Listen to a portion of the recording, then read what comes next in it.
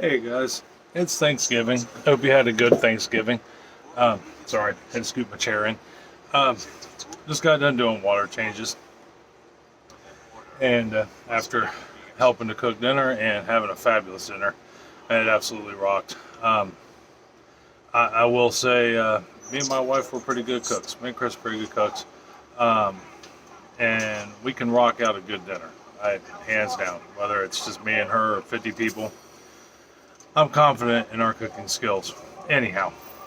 So as I was down here doing water changes, and I was thinking about hobbies and how many hobbies I have, and that my wife has, Chris, and you know all the different aspects of it.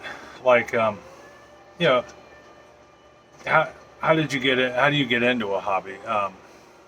What should you do when you start one to see if it's right for you? That's the most important part of a hobby, other than having a hobby. I think it is absolutely essential to have something to do that occupies your mind, um, allows you to grow a little, you know, but mostly utilizes your brain.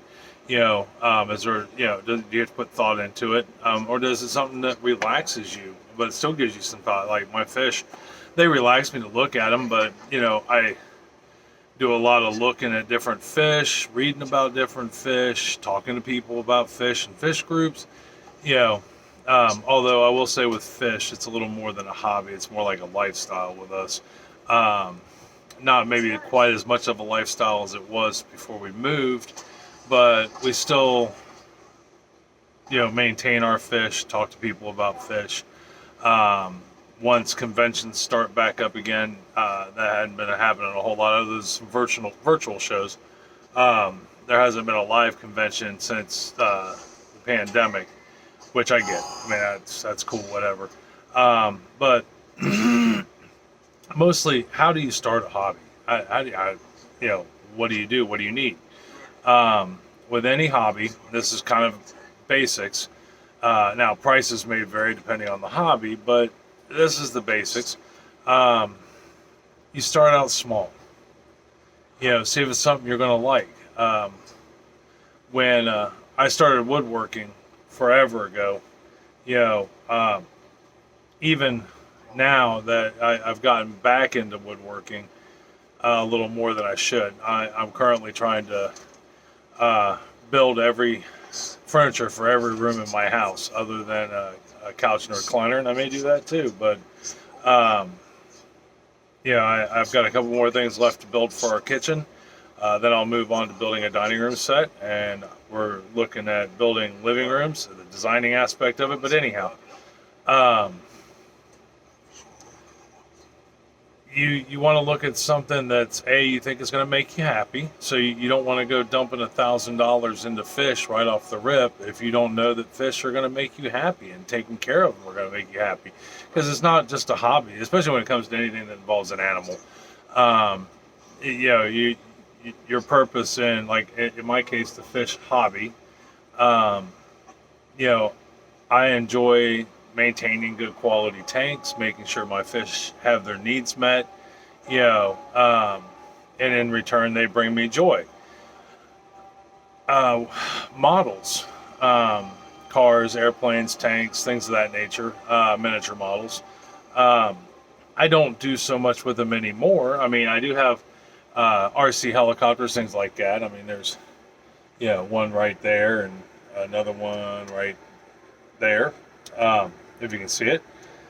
And those are something I enjoy doing on occasion that don't require as much work, because they're not living, they're not breathing. I don't have to feed them or take care of them. Much like my woodworking, I can do it at my own pleasure and leisure. The biggest thing with any hobby is start out small, see if it's something you like, and do your research. Um, if you're looking at, say, doing cars, you think you want to restore cars for a living, that's cool, but make sure working on cars is something you'd like to do. Whether it be starting out with a basic tool set and just maintaining your own car, or you go buy something that's older, that you like, that might need a little bit of work, and you tinker with it. That way, if you put $200 into it, in this case, instead of $8,000-9,000 into it to find out it's something you don't like and you can't recoup your money. Now you're out some money, and that's that's horrible. You don't ever want your hobby to affect what your finances, especially as an adult. I mean, I know I have 2.5 kids I'm still taking care of. I've got, a roof to keep over our heads to help at any rate. I mean, I'm not the only one. Chris works too, and, and brings in an income also, but we don't want to affect that. It can't affect daily operation of the household. That's another important thing about a hobby. So, when it comes to like model cars or tanks or, things like that, you start out small. You don't go out and buy the most expensive model you can find, and you don't buy $10,000 worth of paints and chalks and pastels and, things like that, to find out that after building your first model, it wasn't something you enjoyed. And now all of a sudden you've got all this stuff sitting around that you're probably never going to make your money back on. And then you look at like other aspects of hobbies. Say you do like your hobbies. Or your hobby. I've got 3. I fish keep. I cook. I like to cook. I like to bake, which is why most of my videos are shot in my kitchen. Like I said in my previous video, I like to be in my kitchen. It helps me think. I do a lot of work there. I do a lot of work down here at my workbench and around my fish. It helps me think. But anyhow, you start out small, and then as you grow, I know a lot of my friends on Facebook, especially fish keepers, you'll find in the fish keeping community, a lot of guys will sell their fish, or they'll sell their smaller tanks when they upgrade to bigger tanks. And it's not because they're trying to make a buck or earn a living so much as they're just trying to maintain their hobby. In order to do that, a lot of them you can buy stuff on Amazon that's linked to their pages on YouTube. I don't have that, or some of my art friends, they which I'm going to do a video on some of the art I have purchased over the last couple of years and or has been donated. At one time, I had a gallery in my old house, and we had started hanging art, but we still get art. We just don't have quite the place to hang it yet, but that's coming in the future. But we still like to collect it. We enjoy it, especially when it comes from local artists. Paintings, graphics, drawings, all kinds of stuff. Potteries, things of that nature, sculptures. But anyhow, they look for a way to support their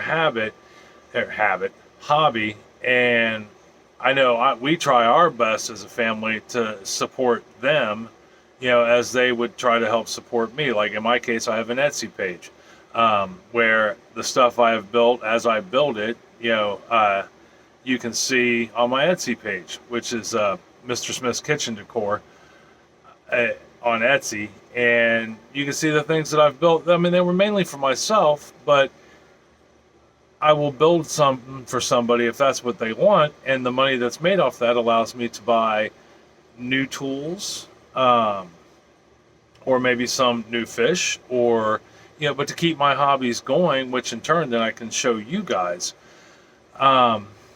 Which we have all kinds of new cool stuff, by the way, that's going to be coming out on YouTube. So I hope you guys stay tuned, but it's okay if you don't. But anyhow, back to hobbies. You start out small, and then you move forward. If it's something you like, then you buy a little better tool. Then you buy, a little better model. You buy a few more paints. Maybe then you go from that 10-gallon fish tank to a 20-gallon, to a 30-gallon. No matter what you do, though, make sure you do your research. I have found in my life experience, if you go to a big box store for a fish, that's great, but see what they have, then look them up online. Google's a beautiful thing. Before you make that purchase, take a chance to window shop and then go purchase. A lot of the big box stores, a lot of those kids, their hearts are in the right place, but they don't always know a lot about maybe those particular fish. And a lot of their fish come in as babies, juveniles, and they may grow to be up to 13 inches. I've got a common pleco upstairs, who's awesome, and I've had him now for going on 7 years. But when I bought him at a PetSmart, and he wasn't 2 inches long. Now he's 14 inches long, and rules the roost. Well, sort of. He actually never comes out. But anyhow, um, but nobody told me that. When it comes to fish keeping, if that's something you want to try or start or look at, which I would be more than happy to answer any questions you have. Research. Don't go out and buy the most expensive fish. Start with something cheap. Guppies, something you would find at PetSmart or in the bargain bin aisle of a true fish store. The lesser expensive fish. To keep them, they're usually the easiest. The cheaper the price, the easier the fish is to actually keep. But it gives you that basic understanding. Now, when it comes to doing research, like I said, Google is your best friend in any aspect. Joining clubs, no matter what your hobby, can be a great thing. Here is my one advice with clubs. Sometimes, especially with larger clubs in social media formats, but like Facebook, do not ever be afraid to ask a question, although you will have people out there that will just kind of beat you up for being new. I don't know any other way to say it, but if you do something or make a mistake, they're going to make you feel like you shouldn't be in the hobby and you shouldn't be doing anything wrong. And I would like to say that that's not in every hobby, but it is. We've done model railroading, which I love. It just takes up a lot of space. There are people in there that are nice as can be and will answer any question you have and help you every step along the way. And then you've got those handful of people that want to just belittle you because you don't know and you should know because they've been doing it for 30 years and to them it's second nature. That comes with any hobby.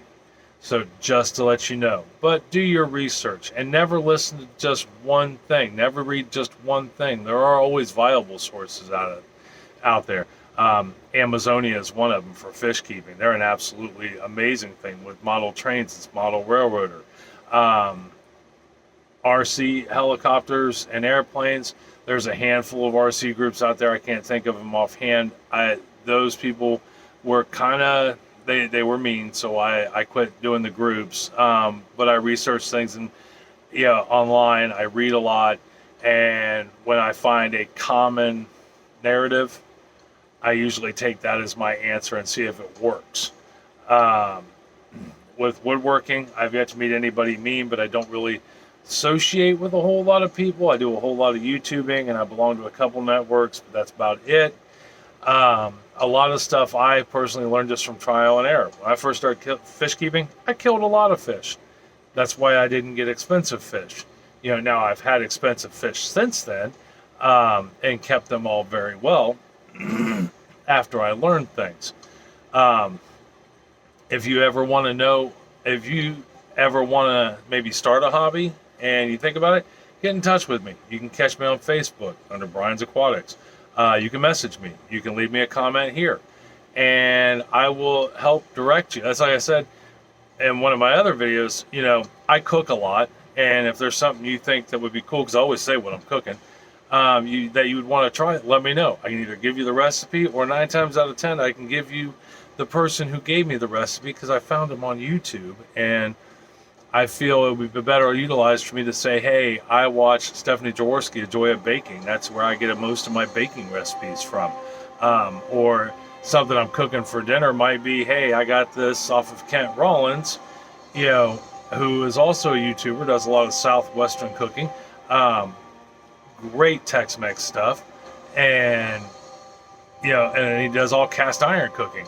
But I may tweak the recipe a little bit, but that's where I get my basis. There's so much information out there. I'd much rather just talk to you about life at the moment, and if I see something along the way, take it from there. All right, well, anyhow, I've rambled enough. The moral of this story is do your research, find a hobby, but no matter what you do in life, do your research first. That's just so important. Get every side. But if you're looking to find a hobby to do and you want to do, try something new, go small, do your research, and grow with it. That's the beauty of hobbies. All right. I love you guys. I really hope you had a good Thanksgiving and have a great day. I'll talk to you later.